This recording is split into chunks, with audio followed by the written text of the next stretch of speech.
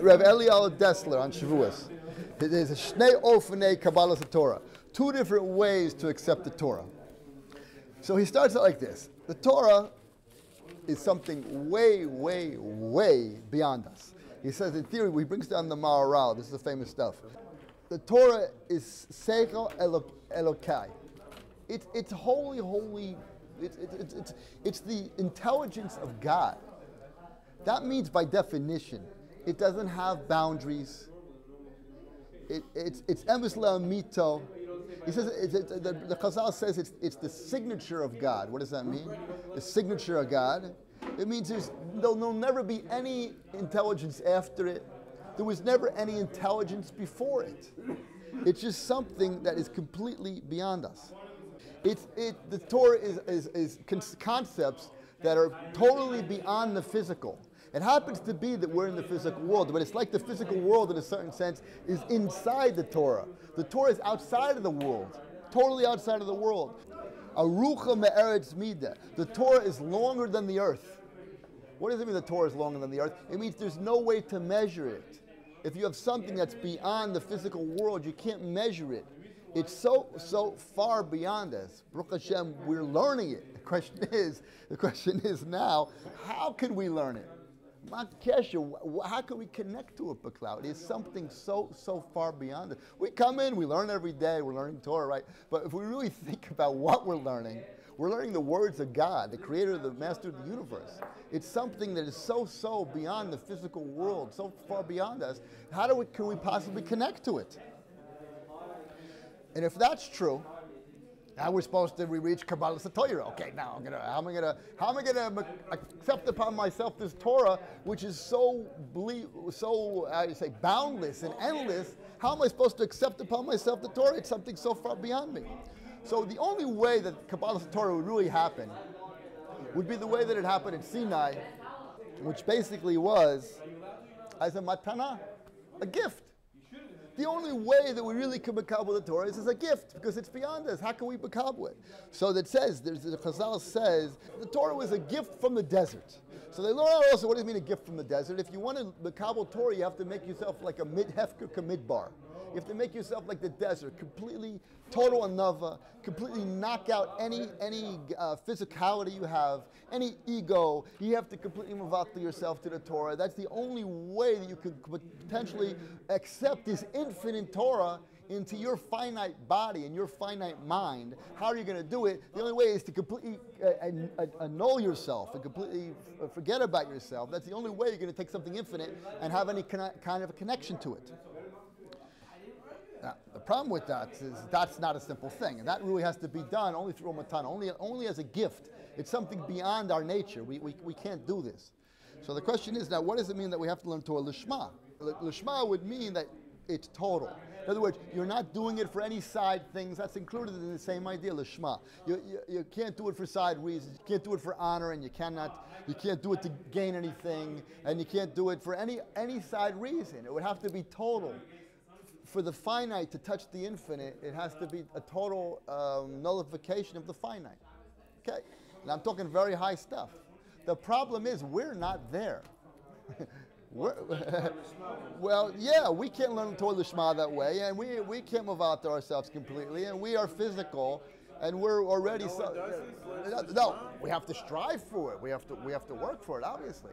But the question is, how are we going to get there? And not only that, there seems to be a steer in different chazals. Why? Because if you talk about the chazal before all these things, before the chet, so that's very nice if you talk about the Torah. But the bottom line is that there's many chazals that says the Torah is tavlin. The Torah is the thing that's going to take away your Yetzer Hara. The thing that's going to heal you is the Torah. So wait a second, there seems to be a contradiction, because in order to get the Torah, I have to be perfect, basically. I have to be perfect. But it says that the Torah itself is going to lead to my perfection. The Torah is the thing that's going to help me overcome my physical desires and all these kinds of things. How's it going to help me? There seems to be a contradiction there. So in order to answer this, I'm going to bring up a concept which he brought up on that time. There was two luchos. There was the first luchos was given at Sinai, and there was the second luchos before the chet of Adam, before the chet ha'egel and after the chet ha'egel. So it's true. The Torah before the chet ha'egel had all these qualities. It was a matana from God. It was perfect. We had a pure heart, And it was emes lamito. It was like Gan Eden. It was like the Yetzer Hara was b'chutz. I said many times that HaKadosh Baruch Hu had seen. I took away the zehuma, all of our impurities, and we really received the Torah in that very, very pure way as a matana. But after the Chet, we received it in a different way. The second Luchos. That Torah is being makabeled into a heart of flesh and blood. Where the people that has the Yetzer Hara was not b'chutz. The Yetzer Hara is bifnim. We already had the Chet. We already fell down. It's more, I don't know if I could say it, but it's more of a gashmias, it's more of a physicality to it. It's a less pure level, but that's something which is to our benefit because that's something that we can relate to.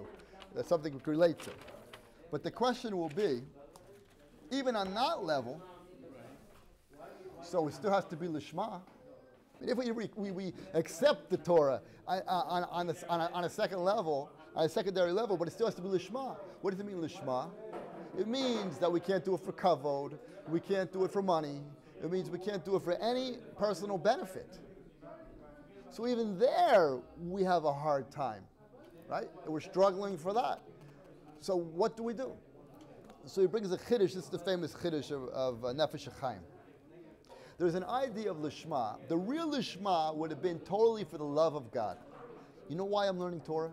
Because I love God. That's it. I'm not doing it for my wife, I'm not doing it for my kids, I'm not doing it for society. I'm not just trying to show that I'm froom.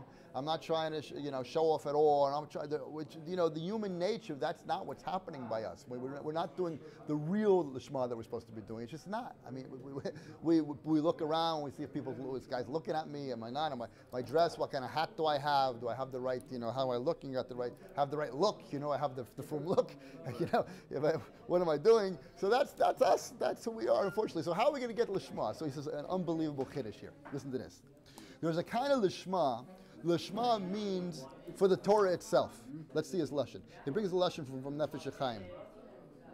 There's a lishma just for the love of Torah.